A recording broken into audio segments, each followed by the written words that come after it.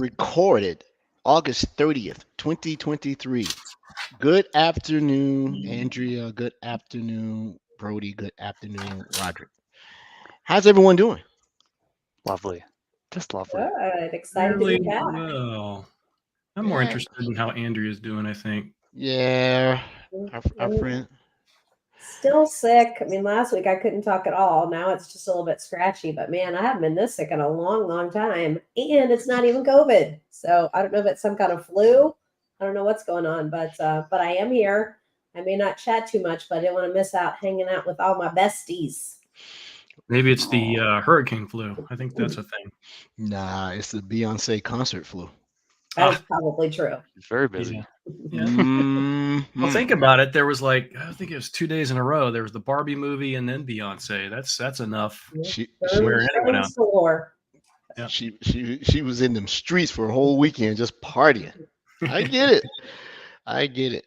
But we hope you we feel better soon. You're a trooper because you were still trying to present today on the Rockstar series. I'm like, some people just, that'd have been me. I'd have called in sick, and kept it moving. One Do you last get thing, sick days in the U.S.? huh? Do you get sick days in the U.S.? I just figured you'd have no time off, no sick days. Yeah, we do get sick days since you're trying to do with your Canadian humor. So instead of having to work 12 hours, you only have to work 10 hours on a sick day. There you go. Well, you work from home. It's not like you can't work when you're sick. You probably shouldn't, but probably take you longer to get healthy, but still. If I can't. if I have a cold, flu or something, and I work, I can. But if I take medicine, it's a wrap. I'm gonna tell Satie what I really think about him. And I'll be doomed. So and then I'll make sure I implicate all of you guys by copy. Isn't that right, my buddies? But Did you say sauteed? It makes me hungry. He did say saute. Yeah. One other thing, Andrea. Are you safe from the hurricanes? You good? Yes, thanks for everyone who reached out to check in on me. Weather is so weird, honestly, hardly any rain at my house, but 5 miles away, some people are, in fact, their garages are completely submerged. So Man. It's been crazy. Well, my wishes go out. I got a couple of other buddies in Tampa, and they say they're hanging tough. Rain, a little wind. They're close to the water though, so hopefully they weather the storm. No pun intended. Brody, how are you, man? I'm a little rough. We had a gentleman come in from Microsoft who shall remain nameless and is across the table from me, and there might have been a few beverages consumed last night, and that normally doesn't happen for me on weekdays anymore because I'm a good, responsible employee. It was just it's nice remembering what it felt like to get up on a weekday, with minimal sleep, just having a great day. But I'm actually winning. Life's good. We had a major change we had to get done today, and it worked literally seconds before I joined this call, so that's good. So I'm happy about that. And we're getting some rain, it looks like, which is also good because we're having a bit of a drought here in Calgary. So I'm happy that's coming. I did a quick lawn mow this morning before I came into work because otherwise it's going to be wet for the next 3 or 4 days and just growing and growing and growing. But on our Discord server, the number of people have been posting that their gardens are like blooming right now, and like this is like approaching fall up north here. So everything in my garden is slowly dying and turning brown. So if you have any garden pictures that you want to post in the Discord, Defender for Gardening, please do so. I'd love to see that. I got to get my Discord login back going. Something locked me Discord. out. Yeah, I'll figure it out. So Macho Man Randy Savage. Yeah, so I figured, I'm still actually realistically on vacation. I'm not even due back till next Tuesday. I've been off since last Thursday. Yeah, I guess. But I love what I do. I love technology. I can't stay away. So I'm here. And we have a super awesome topic tonight that I was super interested in, and I just couldn't stay away. So I figured Actually, and there's a big glare. So I'll take off my vacation glasses. I'll put on my business glasses. You, Uh, you, we'll do you that. know, you, just that moment, you look like the guy from Doom. He had the eyebrows like this. Remember, he had the bushy eyebrows. Yeah, look at that. Look at that. Yeah. Man, I do have some brows, don't I? Look at that. That covers You them do. up. These are actually my running glasses, by the way. They're Mm. they're tinted for road wear. So Mm. Well, we got the usual motley crew joining us, our fans, listeners. They're chiming in. The usual suspects, Noodle McDoodle, and a couple other folks I don't recognize. But Noodle let's McNoodle. I like let's that. get our guest out of the green room. Shall we do it? In record Oh. time. Wow. You could Yeah, tell it's like eat after. I don't know what to do. you could tell who we like. The longer you're in that green room, you're not going. It was a wonderful green room too, so thumbs up. So, Andrea's welcome to the on mute. welcome to the podcast. Andrew, you were saying something? I'm sorry. To say in honor of Bob Barker, Bob Barker passed away this year. Oh, that's We should why'd you do- have to remind me? That's so I sad. was just gonna say we should do a come on down for Angelica. I saw that today, but some of the internet has no filter. Some of the memes were cruel. Oh, I heard one too. Oh, I Yeah. kind of want to repeat it, but I don't. Yeah, I'm not going to repeat it. Oh, I know the one you're talking about. Well, Yeah. just put it in the comments. That makes it better, Rod. It does. That way it's forever. Okay. Yeah. So, we'd like to introduce our guest. She has graciously agreed to come on and talk about what she loves, her passion, her skill. She comes highly recommended. Oh and God. was really nice to respond to the email and say, sure, I'll do it. Here's my, speaking fee. I'll take Venmo, Zelle, Uber, and I got it over to her. So she's here. Miss Angelica Faber. Oh, you did it correctly, yeah. Even though I say it wrong. Thanks for having me here too. I'm a big fan. And I might not always watch it on time, but I always do watch the recording. So Oh, thank you for having me here.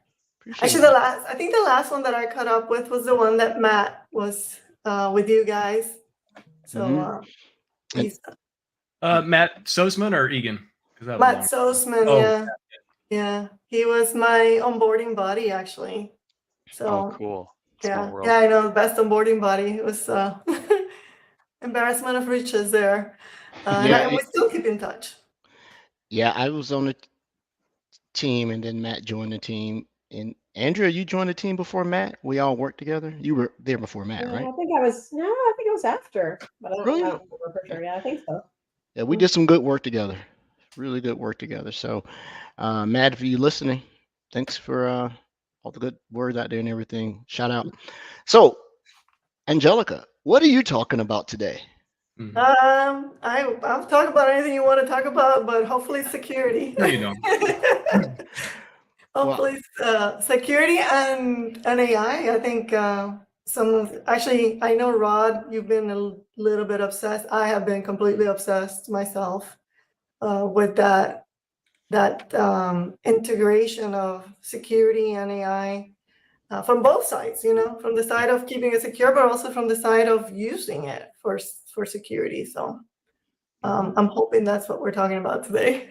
Well, I hope so too, because that's the only reason I'm here. No, Same. coming off vacation. But I have, and I think it should be worth noting to our audience, if you've not, and I posted it just a second ago, but Angela's blog is where I find most of this stuff.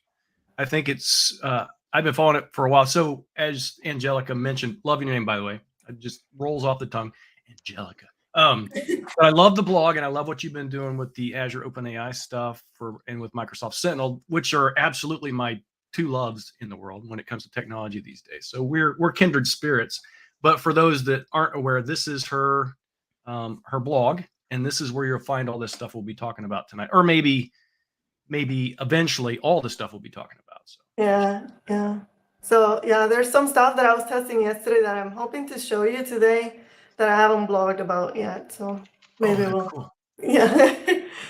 A worldwide exclusive. I like that. Yeah. I was testing some stuff in some of the stuff that I've been doing, but in a different language, because I I don't know if you know, but GPS, which is GPS, it used to be GPS US team, but now it's GPS Americas. So we're Canada, US, and Latin America. So some of the things that I've been blogging about, I've been getting questions about how can you do this in Spanish? Spanish, as you probably know, is my first language. So I was testing around with like generating some reports in Spanish, and it comes out really good. So I'll probably share that with you guys.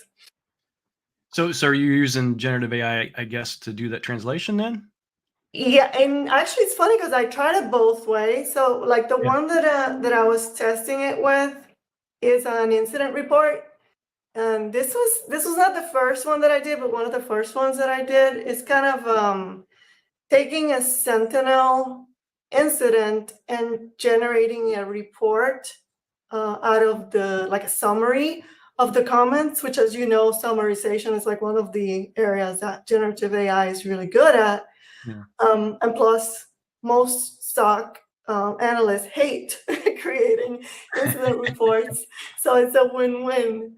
But somebody, I was demoing this, like, oh, well, can we do this in Spanish? And I'm like, well, I haven't tested it, but I tried it two ways. I tried it first by just like keeping the prompts the same, but then say it, please generate it in Spanish, and that did it just fine. And then I did where I actually changed the entire prompt to Spanish, and then specified that it needed to be done in Spanish, and it came out good as well. So either way, it worked, which is interesting. That is interesting and awesome, and that really, when you think about it, that really increases the reach for whatever you're utilizing and cuts down development time, right? Because now you don't have to develop a specific, let's just call it a co-pilot for lack of a, I don't know, or more meaningful term. But now you don't have to create a special one for every instance or language or occasion. So that's actually pretty cool. That's right. I feel like we kind of jumped in without setting the stage. Do we want to maybe set the stage so people have some idea, some context? Yeah, what are we talking about? Yeah. So yeah, it seemed like we went directly into the sophomore year and skipped the freshman year. So let's tell us. Yeah, you were saying, Angelica, that you had been working on this and you had something cool you wanted to show us. Is that demo what you were working on? Yeah, I mean, I can show you any of them. I've done. So I guess I'll go back, like Andrea was saying, to where it all started. In April, I started doing, actually, no, I think it was March. I started doing some testing with integration with OpenAI. The very first one that I did was connecting Sentinel. These are all Sentinel for now, but connecting Sentinel to Azure OpenAI to get it to generate incident tasks. So these would be like the tasks that the SOC analysts would follow and then check off as they get them done. And after that was RSA. So during RSA, one of my partners, an ISV, I guess, can I say their name here? I can say their name? Okay. I don't know. I don't know. I don't know. I don't know what the rule is. Yeah. Sure you can. I mean, we've talked about partner size fees and SIs before. Okay. If they don't mind coming on the show later, yeah, sure. I'm sure they would love to. So, well, I'm signing them up already. But so Rubrik was the partner that I worked with. Oh, yeah. And we did a demo during RSA where it just took information. What I did was I used the system role to set the stage, but I gave it like a ton of information specifically about the Rubrik connector. So when it generated those incident tasks that could be done, they were like smart, they were appropriate. And also another one of the steps was generate a KQL query, but then I fed it the entire schema of the Rubrik tables. There's 3 tables that the Rubrik connector ingests data into. So, by grounding it in some way using that system role, when I'm asking to generate this incident task suggestions, they're not just coming out of the blue, but they're actually grounded into some information, which at the end of it, the output is much, much better. So that's how it all started. And I don't know if you've had a chance to see that. By the way, Rubrik took this thing and they just ran with it. They made it so much better. They really improved upon that. So a little bit of background on you before we go further. You were like an MVP in collaboration, right? Weren't you like a voice heavy or was security your primary skill set? No, I come from a security background completely. I've been doing security, well, more than 20 years now. Okay. So I did security at Oracle. It's really mostly for the identity side. And then I was at Oracle for 20 years. Then I went to Citrix for 2 years. Citrix, and this is new, so this is in the news, so this is not a secret, but Citrix had a breach. And so they brought on they built a team basically to come in and make changes in security. And I was part of that team that was brought on, and mostly, believe it or not, mostly related to identity. So that was my background. But I had done managed security services before. So I ended up with, when I ended up here at Microsoft, I ended up doing a lot of the work with managed security services, which ended up being a lot of Sentinel. So that's how I ended up with Sentinel. I don't know where I got that incorrect tidbit, but please continue about your project you're working with Rubik. Yeah. So after RSA, the demo went really, really well. And the team built a solution around that. And it's actually in their website too. It's available. And in fact, we're actually going to be presenting at Microsoft Envision, which is September 13th. Nice. I don't know. Have you heard about that one? The No, conference? I haven't heard of that one. It's like a tour. It's really AI specific tour. And there's like a 1-day conference in different cities across, all over the world. And the first one is September in New York City. So I'm actually going to be there with the Rubrik team presenting on that solution. Cool. Very cool. Oh, that's great. Is it going to be recorded at all? I don't know. That's a good question. Yeah, I'm looking at it. I'm looking at it right now. 1 day in person only. Yeah, right. So Exclusive. yeah, another exclusive thing. Yeah. Awesome. All right. So with this solution, I'd like to see it. Yeah. Yeah, our So, listeners. Want to start with the I guess we'll start with the Rubrik one, and then maybe we'll go to the other one that I was talking about, which is in Spanish, which is what I've been testing the Spanish stuff. So let me share my screen. Present. And I'm new to this system, so hopefully you can see. Oops, here we go. Hopefully you can see my screen. Okay. There we go. Thank you. Right. So since I'm going to start with Rubrik, I'm actually going to bring in a different tenant. I'm actually moving tenants from my PowerPuff tenant to a new tenant. Anybody that knows me, I'm always presenting on my PowerPuff tenant. So I'm actually going to run the playbook first, and then I'll show it to you because it might take like a minute or two to run. So I have some alerts here from Rubrik. Maybe we'll take one of these. Actually, let me make sure that I haven't run anything on this one yet. There's no incident task or anything like that. So I'm going to go ahead and run it first, and then I'll show it to you. I'll show it. And this is really the very first one that I did. Make sure that I'm running the right version of it. While she sets that up to our listeners that are not actually watching, she's a consumer of the stuff. I saw that she had the stat triage deployed in her environment also. Yeah, actually, I'm going to show it to you in a little bit too, because I actually built another integration with Azure OpenAI that builds upon that too. So, okay, well, that's running.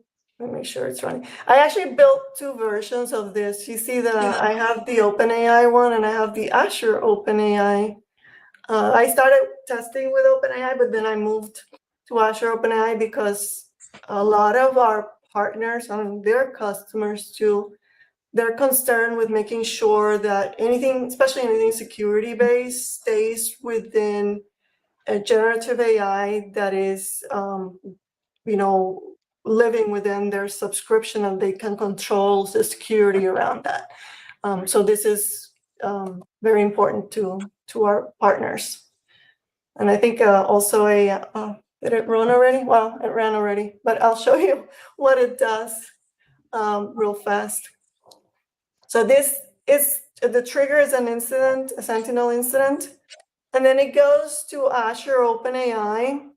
And you see how I was telling you that system message, I really packed it up with information about the rubric connector and all of the rubric solution, security cloud solution, that what it can do within it.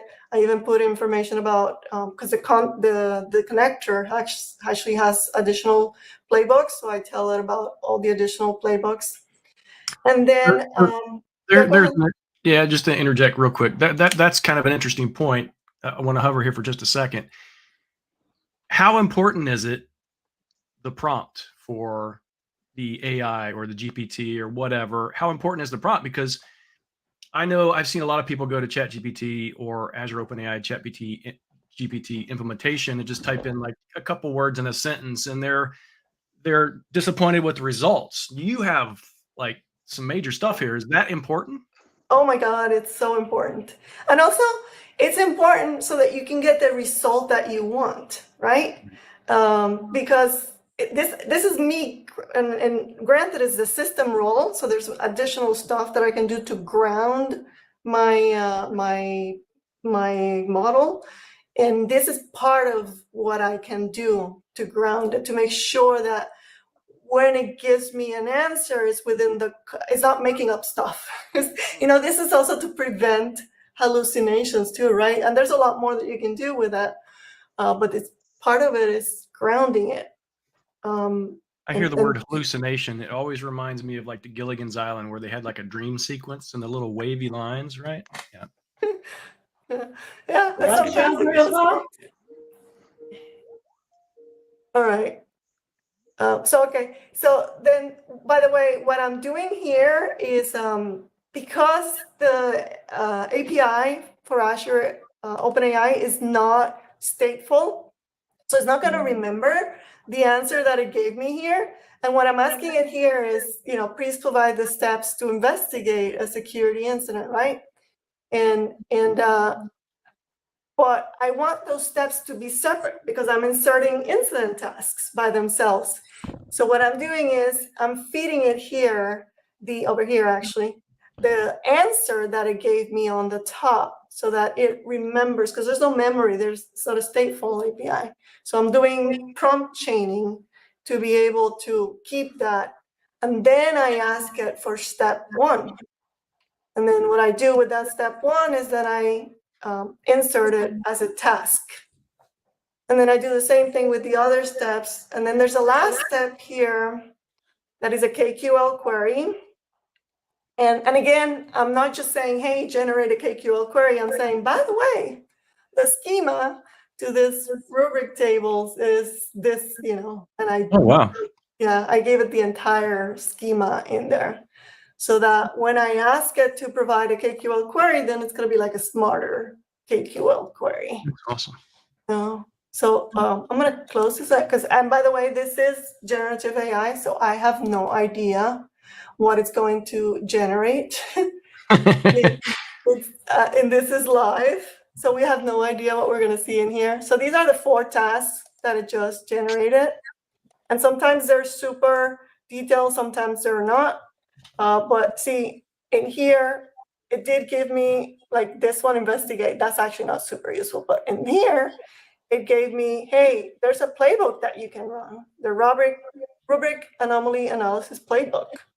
And that is in fact a playbook that they can run. And then when it gave me the query, and in this case, it's a very simple query. Sometimes it generates like a longer query depending on the steps that it generates. But this type of investigation is more, there's a lot less hallucination when I'm feeding it all that information beforehand.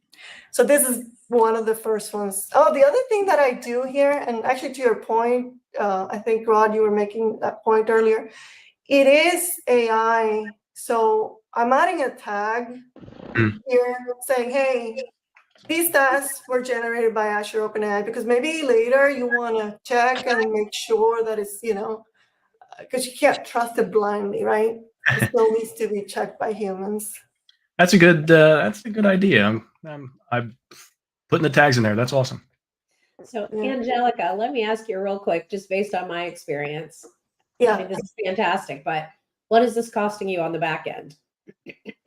So for me, the additional cost, the playbooks, running the playbook itself, the logic app, and then Azure OpenAI. So importing all of this data. Yeah. Oh, so I'm not importing any. In this case, I'm actually not. I'm just running queries back and forth to Azure OpenAI.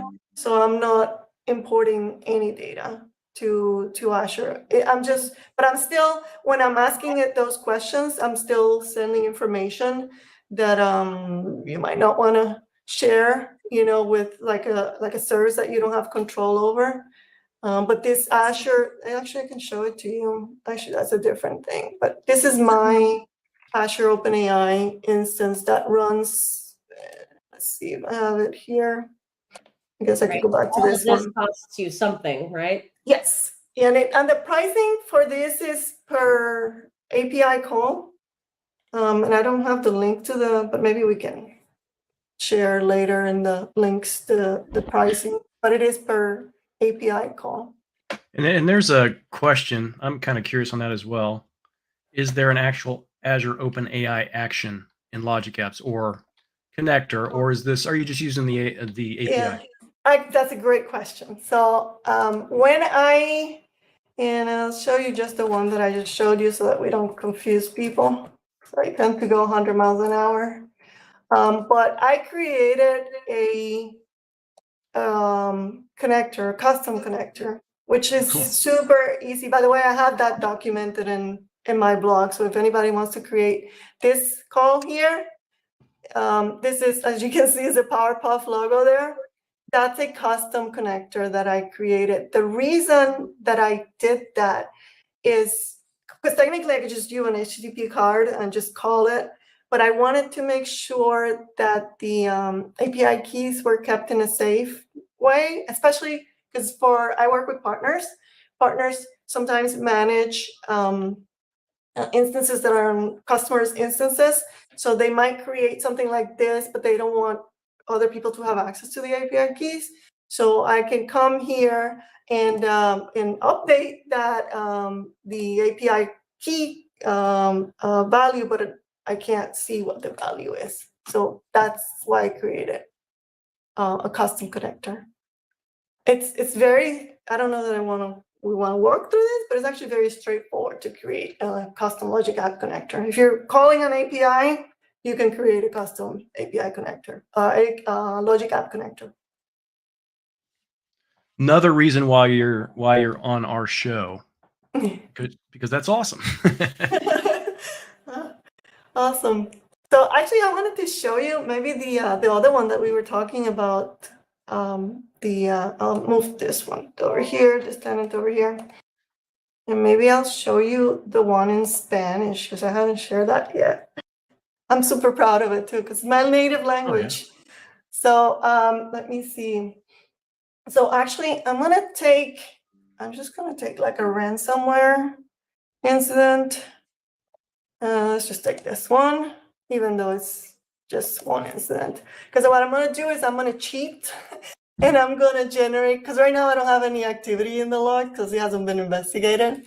But I actually created a playbook to do that too. So I'm going to run a playbook that does just inserts some sample data, sample comments. Actually, you see it here, generic. It takes like a minute to run, but it basically is gonna run and insert some data into the comments, because what the next playbook that I do is it's gonna generate an incident report.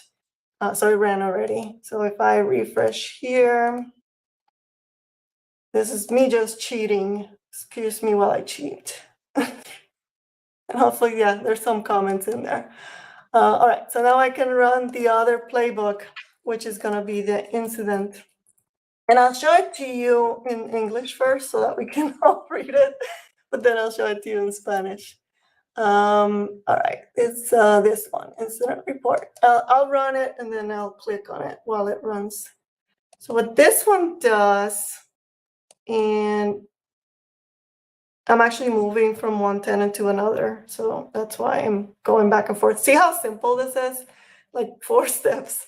So this is it's just a trigger of an incident. It runs a very short KQL query that goes and gathers all the comments for these for that incident.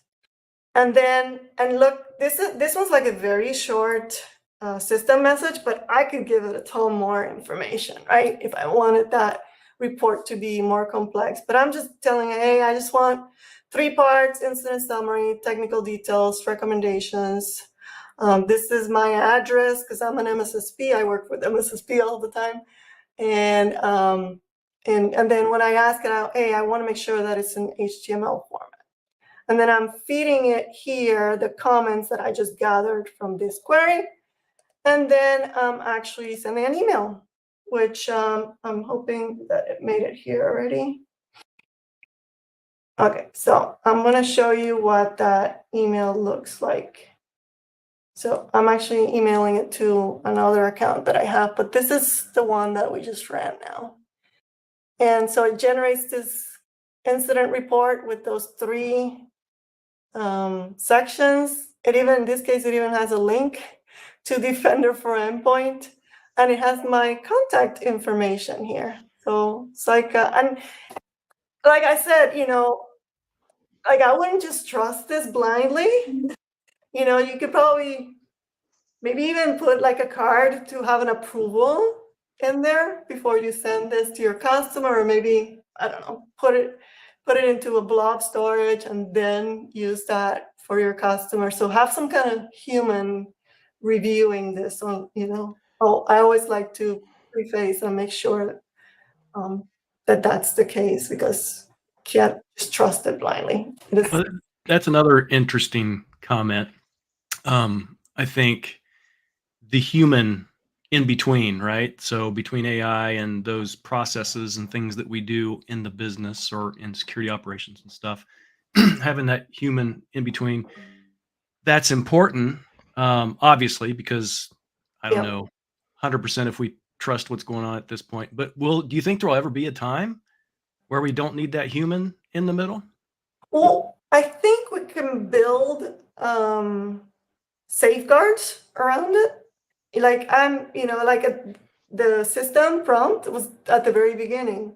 Yeah. I know that there's that other new advances like type chat, for example, I was reading about, that you can basically build in some kind of a zone where you can actually check to make sure the output before it is actually sent to the end user. So you can build those safeguards, I think, automatically to check for certain things. I think the more you test it, also the better you become at prompting. And you probably know this firsthand yourself, Rod. Yeah, well, it also might be that, as time goes on and we get some consistent values, that maybe we just become calloused or we become more comfortable with what it does. And it's like, Facebook, we're going to give away everything eventually because we start to trust it, unfortunately. Unfortunately. Which is interesting. It's almost like you need an AI to verify the AI, right? This Yeah. whole chain of events before you actually trust this thing. You know what? There was a session that I was attending and they were talking about that. He's like, they had like a list of things to prevent hallucinations. And the last one was like, have it check itself, have it double check, like ask a question, say, is this, whatever the output is this valid? And then have it double check it. I haven't tried that yet, but it's a great idea. Mm-hmm. So, This is really awesome. I'm looking at it, and I definitely want to talk to you out of band because there's a particular product that could use more context in their response to their customers, and about how the incident was handled from discovery to close, right? mhm. And what I saw, you mentioned that this is primarily integrated with Rubik. It Well, seems modular. Can we use other tools outside Rubik? yeah.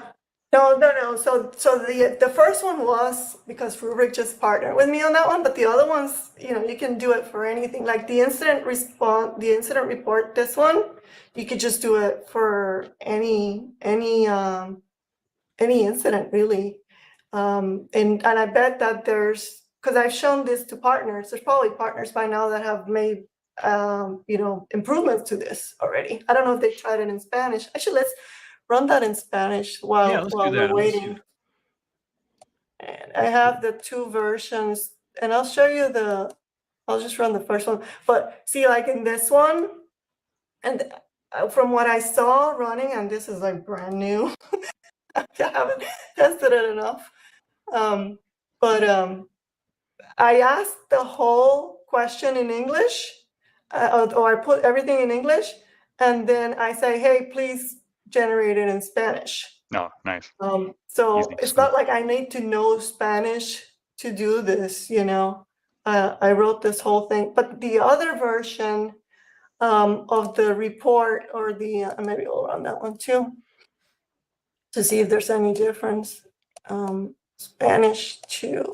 So this one, I actually translated the entire thing. And here. So in here, I'm actually asking it in Spanish. So let's see let's see the first one.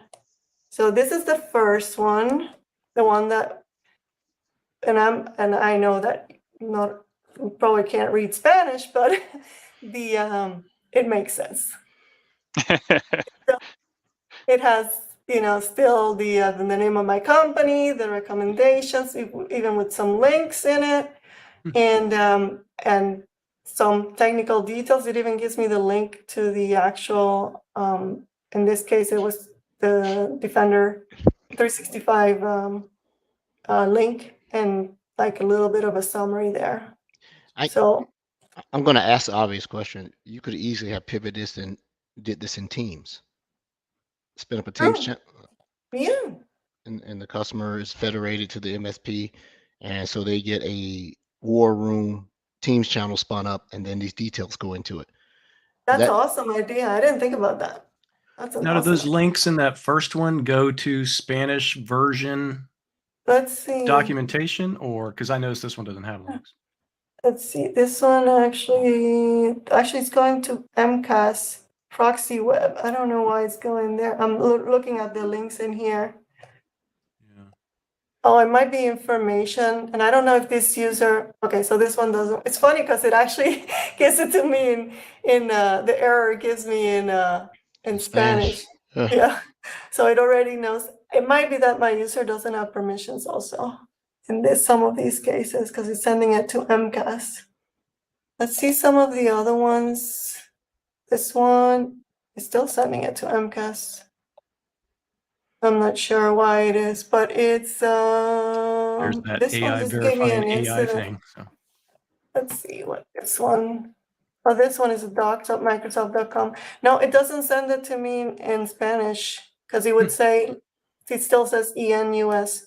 So that's one thing that I could probably add to the prompt to say, and even this docs.microsoft.com, technically we updated it to learn.microsoft.com. I could tell it in the prompt that, hey, any links, make sure that they point to learn.microsoft.com. And in a Spanish one, I could probably force the that to happen. I have to try that next time. But it's see how when you run things, you get to yourself how to improve your own prompt so that it can actually generate better. So the more you use it, the more familiar you come with it and what you need to tell it. And it's almost like talking to a toddler. Mm-hmm. So you got to give it very precise instructions. Right. And so the trigger for this is the incident. So we see the playbooks running. What about closure? Are you throwing an automation rule toward the back end, or how are you resolving the incident all up if it comes to be a false positive of something? It investigated, it came to a conclusion. You can go ahead and either lower the severity or close out the ticket. Does it do that inside of this also? I don't have one that does that right now. I do have one, and I guess as you become more comfortable with it, you could. But I do have one that checks on alerts and like helps you brainstorm on ways to prevent an alert that that has been causing false positives. So I can actually run that one too. Well, So I hate to put you on the spot while you're doing that. Yeah. What's your recommendation? Should people, based on the results of this, this generative AI response, should they trust it enough to perform some action at the end of it, or should kind of hold off on that? I think, and you would probably have to do more development than what I have done. And I know that's possible with functions. I have tested functions, but I haven't found like a use case for it. I think there's certain things that you can trust it to do things on your own, like maybe open a Teams chat war room, for example. Yeah. I would trust it to do that. Would I trust it to go and I don't know. Isolate a machine. Yeah, isolate a machine or lock out the CEO. Yeah. Yeah, exactly. That'd be bad. Yeah, maybe not. Maybe not quite yet. Well, not with this level. And it might be, if, for example, we have AI within Defender 365 already, right? That does that automatic remediation. And so those are obviously the security team has a lot more data than I have here, right? So with a scenario like that, you probably become more and more comfortable. And there's also like levels of comfort, right? Like if something that you want to be 95% certain before you trigger that, then you could probably write that into the code, right? Right. Yeah. Have some sort of confidence level, and then if as long as it's transparent to the administrator what action it wants to take and the confidence level, then the human still has to approve or deny the action. So it's still a check. And that's a great point, Brody, because we have, like in the email, we can add an email to approve or deny. So you could put that card in there before the next action triggers, right? And probably based on the severity that initiated the incident, if it's probably high or critical anyway. I was about to say triage it, that a junior personnel could not, do approve it. It had to be the seniors, tier 3, tier 4, someone else to do it that way. And that way you have an experience level that could gauge the trust of the answer that is given. Yeah, absolutely. I wouldn't want a junior person just doing it because yeah. And that's actually another playbook that I have, which is like an initial assessment of an incident to tell just exactly that, a junior person, hey, here are some brainstorming ways and that you can do that. I'm going to run the one that I told you about because I will forget if I don't. Is the one I'm actually going to run it from entity behavior. I have Barbie. I know you were talking about Barbie earlier. So I have some stuff that Barbie has been doing. The topic of the year so far. So yeah. Actually, I might have to expand it a little bit to actually see her, to see some. There it is. There she is, Barbie. Sometimes I test with Barbie. Sometimes I test with the villains from Powerpuff. Depends. So, okay, I'll take that one right here. This is showing, I know it's in the last 24 hours. So this is at alert level. And maybe this password spray has been generating some false positives. So make sure that I run it on the right one. This is the one. And while that runs, let's click on it so I can actually show you what this does. So this one is, so it's a different trigger. This one is alert level trigger as opposed to incident like the other ones. And it's running a very simple query just to get the actual query. And actually, I don't know if that one has a query. So maybe I'm not using the right one. We'll find out real soon. But then it asks, I'm feeding it, again, a ton of information, as much information as I can, tables on anything that I think that might be useful to troubleshoot or to give ideas about how to improve.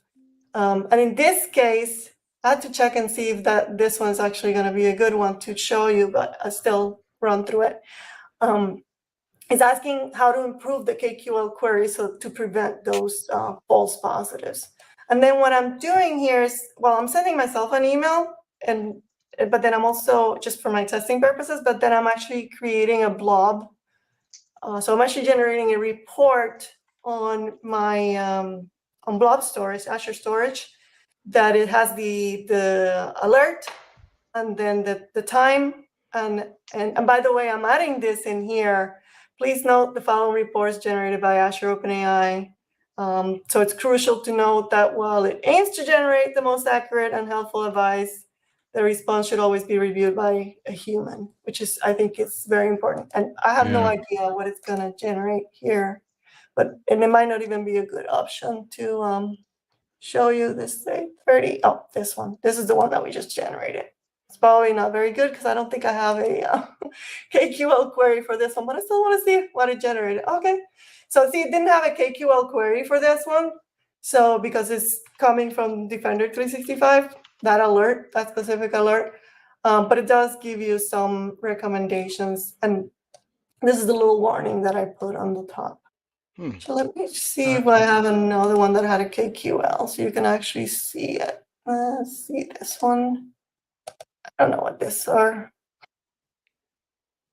Download, we're gonna see.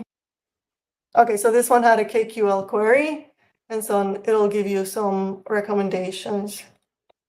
I think what I like about it is that it's kind of like when even it's not just junior SOC analyst, sometimes even a senior analyst that is just like, I don't know, it's the end of your day and you're just like burnt.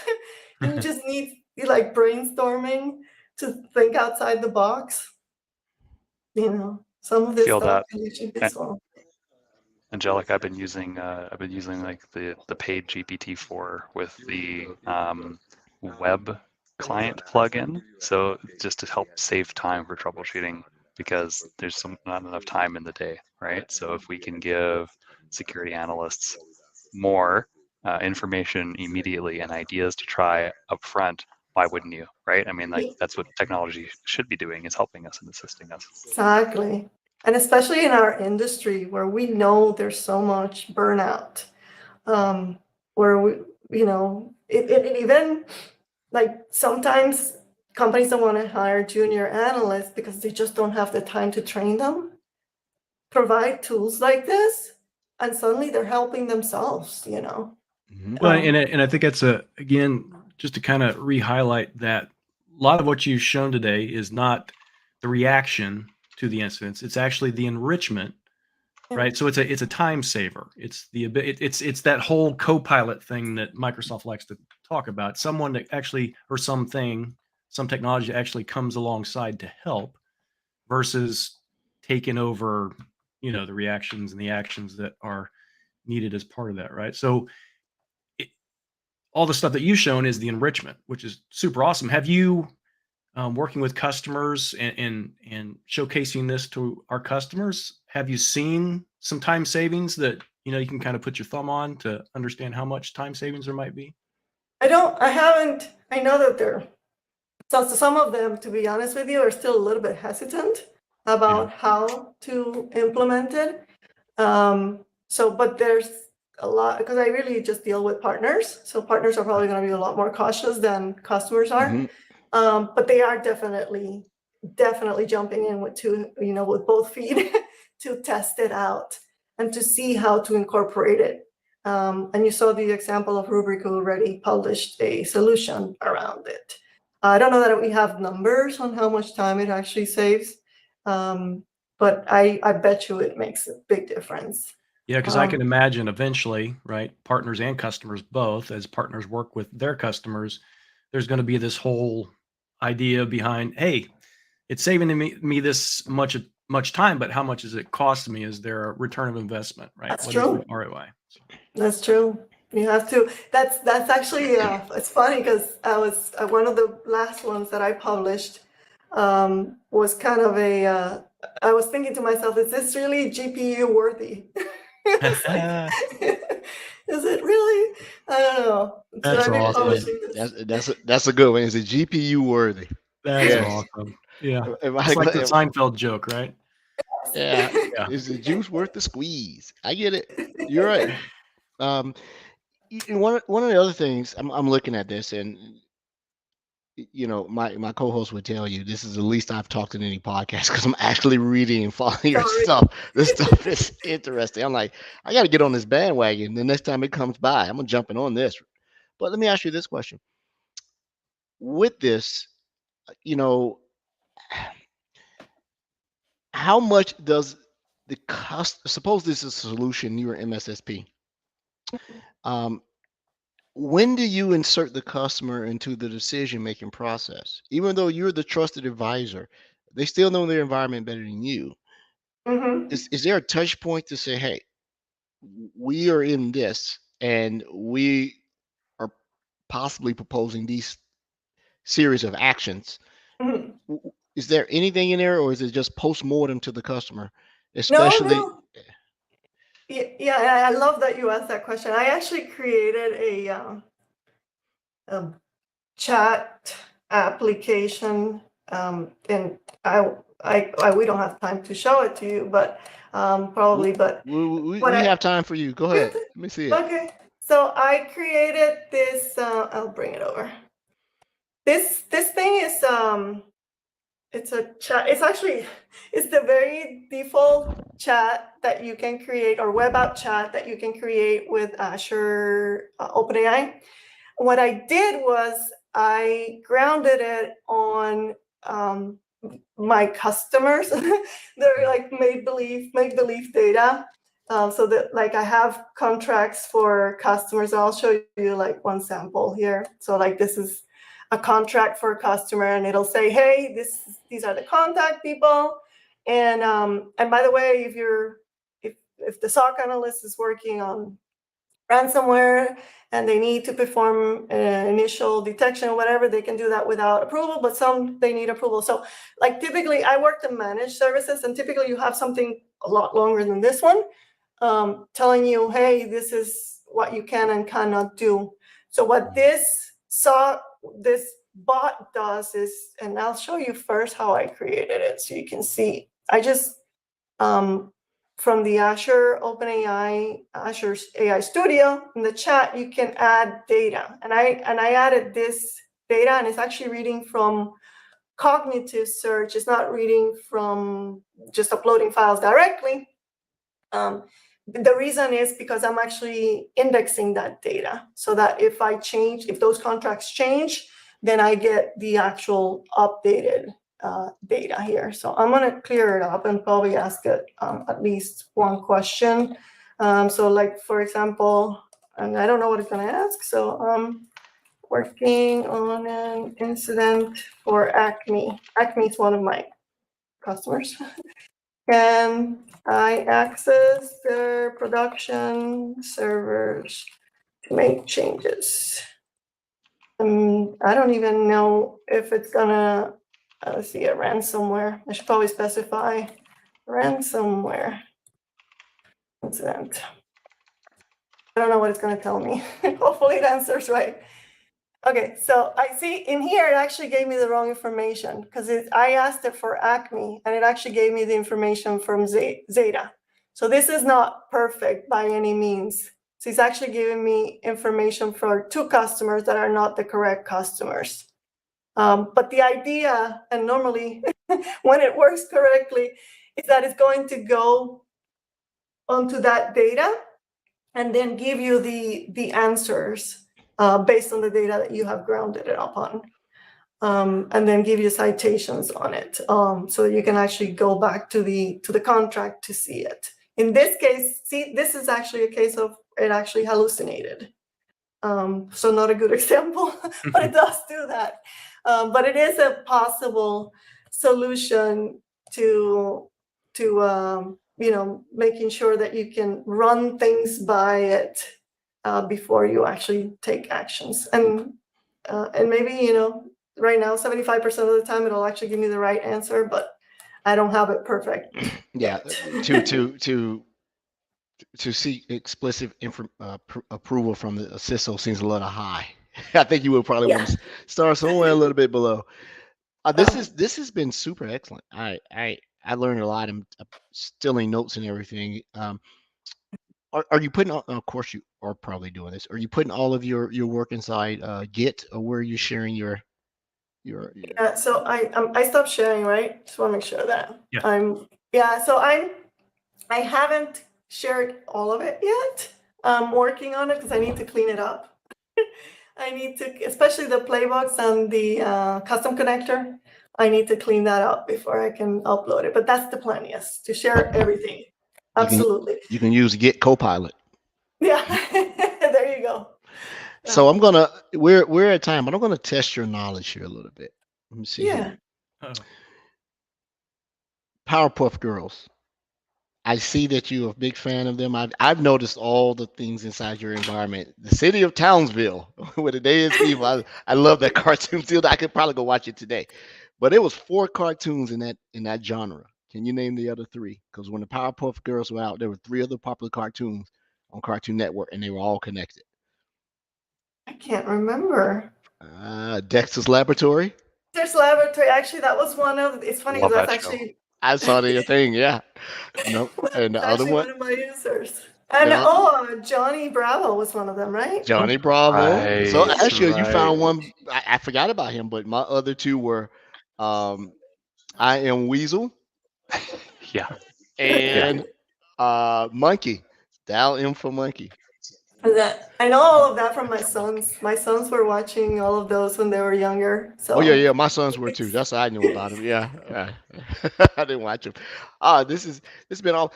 So you get to see a lot of innovative stuff, and I assume that the partners share with you their bills out because they probably want your eyes on it, and you're probably seeing some very cool stuff come out. So how do you figure out what to do? How do you figure out I'm going to do this today, right? What drives you to say I'm going to write a solution? Is it strictly problem solving, or is it innovation? You get an idea in your head and go, I'm gonna build that.